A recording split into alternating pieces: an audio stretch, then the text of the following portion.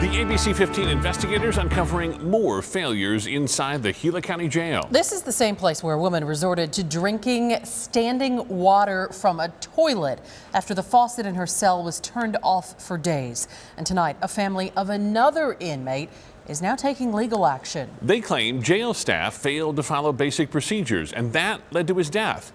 ABC 15 investigator Melissa Blasius speaks exclusively with his family.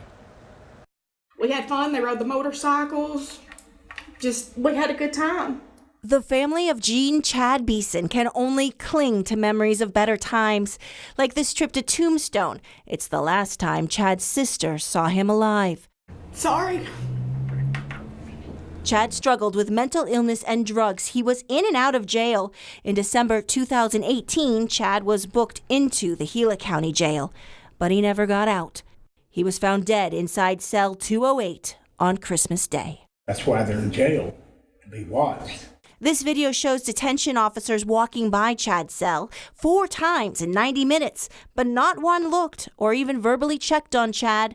A blanket covered his cell door as Chad secretly made a rope and hanged himself off his bunk. They neglected their job, period. The Beeson family filed this notice of claim, the precursor to a lawsuit, asking for $2 million for Chad's kids.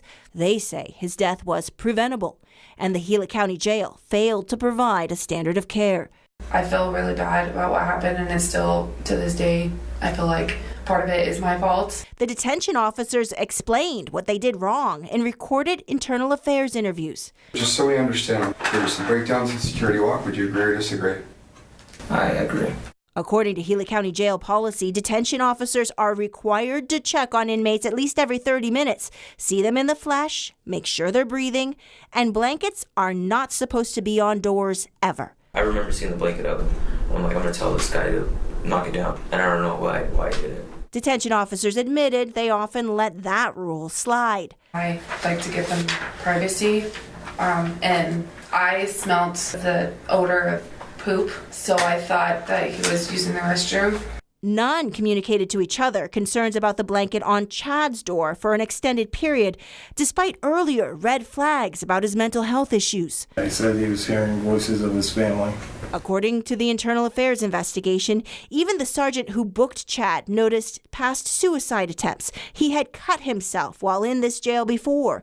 A mental health worker who evaluated Chad added he was hearing voices, paranoid and anxious, but concluded he was a low risk to himself, so jail supervisors never ordered a suicide watch. If we all start caring a little bit more, I think we could go a long ways. The other inmates cared. They eventually pulled back the blanket, then yelled for help. Jail staff tried to resuscitate Chad, but they were too late. Everybody makes mistakes, so it was just one of those days. Some of these things sound like just bad common sense. So now I don't know that there's a measure for common sense. Do you have one? Gila County Sheriff Adam Shepard declined to answer most questions about Chad Beeson's death, citing the pending litigation. He did say 1 detention officer quit and 4 others were suspended without pay. Sheriff's officials say the no blanket on door policy is now strictly enforced, and they've increased mental health screenings and services inside the Globe Jail. Every case that we have that doesn't go as well as it should have is a light bulb to us. But none of this is enough for the Beeson family. That person that's in there, they are somebody's child, they are somebody's brother, they're somebody's dad, and that because of their neglect to check him, we don't have him no longer. In Globe, I'm investigator Melissa Blasius, ABC 15, Arizona.